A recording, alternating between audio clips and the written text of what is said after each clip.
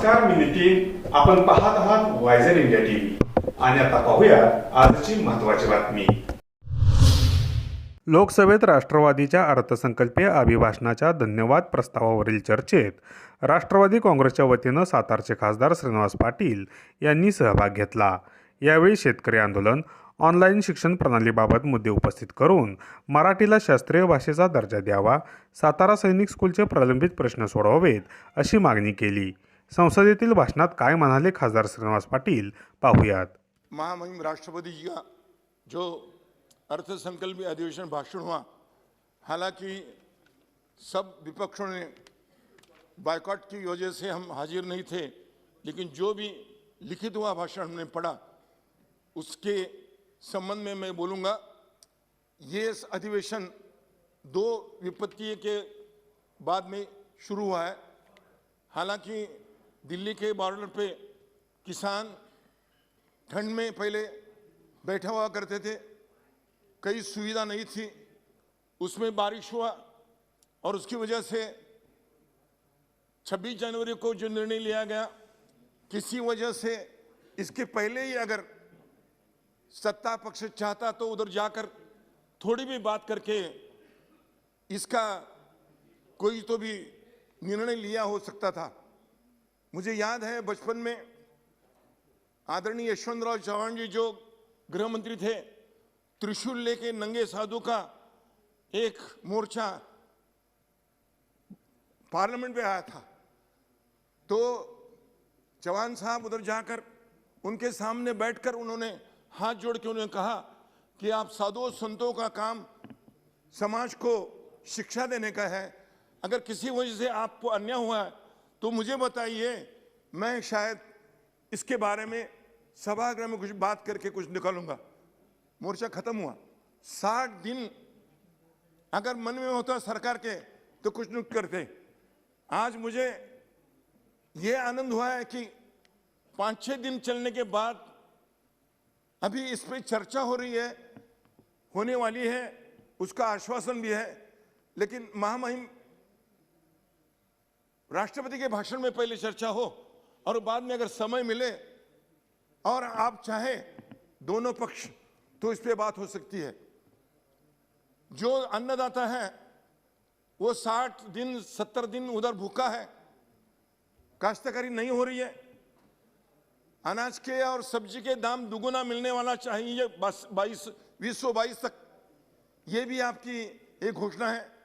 लेकिन उगाने वाले अगर काश्तकार खेत में नहीं जाते, उनको सुविधाएं नहीं मिलती, बीज नहीं मिलता, खाद नहीं मिलता और मार्केट बंद होने की वजह से जितने भी पैदाइश है उसको ग्राहक नहीं मिलता, तो हमारी आय दुगुनी कैसी होंगी. इसीलिए अगर आप चाहेंगे तो जैसे ही ये अधिवेशन का महामहिम जी का आभार प्रदर्शित ठराव जब पास होगा, उसके बाद में इमीडिएटली जाकर विपक्ष और पक्ष, सत्ता पक्ष दोनों में जाकर अगर उन काश्तकार भाइयों को हम समझाएंगे तो 2 कदम आप आगे 2 कदम हम पीछे, ऐसा करके अगर ये अंतर कम हो गया और सामाजिक पुल सा एक तैयार किया तो मुझे मालूम है और मुझे खातरी है कि हम कुछ निकालेंगे. अभी मेरे पहले वक्ताओं ने जो बताया था, ये आदत सी पड़ गई है. अभी जो बच्चे गरीब है, किसान के बच्चे, मेरे कॉन्स्टिट्यूंसी में एक बच्चे को मोबाइल नहीं मिला तो उसने खुदकुशी कर ली. वो माता रोते रोते मेरे पास आई, तो हमने शुरू किए गए 2-5 रुपया, 10 रुपया, 50 रुपया करके अगर कम से कम आय वाला अगर कोई मोबाइल या टैब मिले या पुराना टैब किसी ने हमको दान दिया तो देने का हम काम किया. अगर यही हालत आगे चलने वाली है और टेक्निकल एजुकेशन से जो काश्तकारों के बच्चे, कामगारों के बच्चे जिनकी आय कम है, उनको अगर ये सुविधा नहीं मिलेगी तो आगे अनपढ़ बच्चे आगे क्या करेंगे.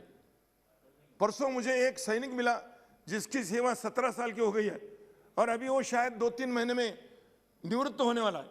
तो आके मुझे बोला कि सर मुझे क्या काम मिलेगा.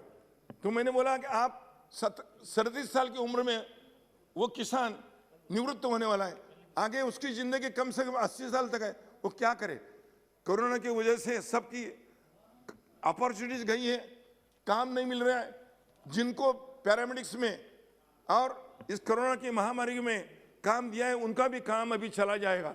इसीलिए नोटिस मिल रहे हैं, 2 महीने काम किया, अभी आपके काम की हमें जरूरत नहीं, निकाल दिया है।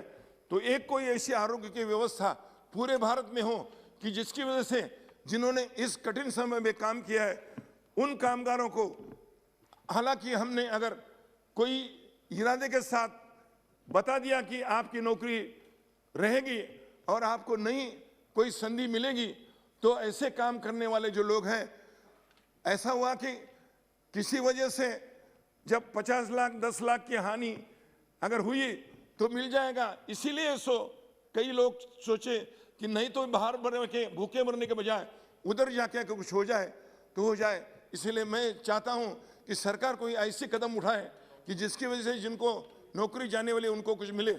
और अभी कल परसों मैंने इसी भाषण में सुना कि नए सैनिक स्कूल खुलने वाले हैं। सतारा में एक पहला नया सैनिक स्कूल है जिसकी पायाभरणी यशवंतराव चौहान जी ने 23 जून 1961 में की थी। पैसे नहीं है उनके पास। जिन लोगों ने सेवा की है उधर शिक्षक के नाते 30-30, 40-40 साल, उनको पेंशन नहीं मिल रही, उनको जो मिलना चाहिए वो सुविधाएं नहीं मिल रही। जो उनका कंसर्वेटिव फंड है उसमें से आधा पैसा 5 करोड़ को दिया है। उस कमेटी में मैं हूं।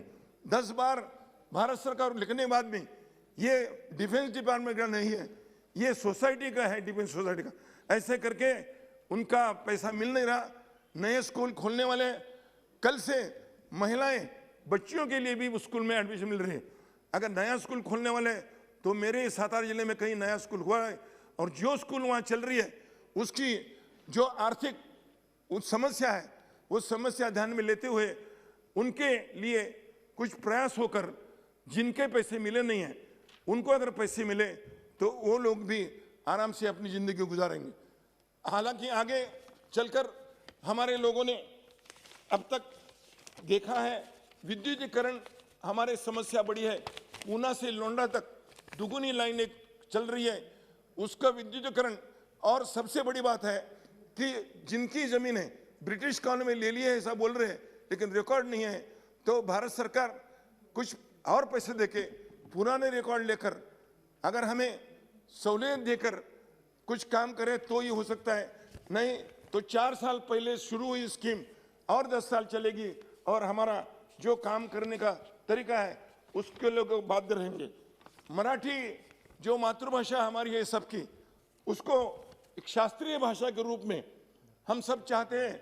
जैसे बालूजी ने बोला तमिल के लिए, वैसे मराठी भाषा का जो स्थान है हमने पूरा रिपोर्ट भेजा है, लेकिन उसको अभी भी शास्त्रीय भाषा के रूप में भारत सरकार ने सम्मति नहीं दी है। तो वो रिपोर्ट आपने पढ़कर जल्दी से जल्दी मराठी जो भाषा है उस भाषा को शास्त्रीय भाषा के रूप में अगर सम्मति देंगे तो हम लोग आपके आभार रहेंगे। मुझे आपने मौका दिया इसलिए मैं आभारी हूँ। धन्यवाद। सातारा जिल्ह्यातील विविध प्रश्नांबाबत लोकसभेत खासदार श्रीनिवास पाटील यांनी लक्ष वेधले असून आपल्या मतदारसंघासह शेतकरी, नोकरदार, विद्यार्थी यांच्याही समस्या मांडत त्यांना न्याय देण्याची मागणी त्यांनी केली। YZ इंडिया टीव्ही, नवी दिल्ली। ही होती आजची महत्त्वाची बातमी। आपल्या परिसरातील ताज्या घडामोडी जाणून घेण्यासाठी आत्ताच आपण YZ इंडिया टीव्हीला सबस्क्राइब करा व नोटिफिकेशन बेलवर क्लिक करून आमच्या नवनवीन अपडेट मिळवा। नमस्कार।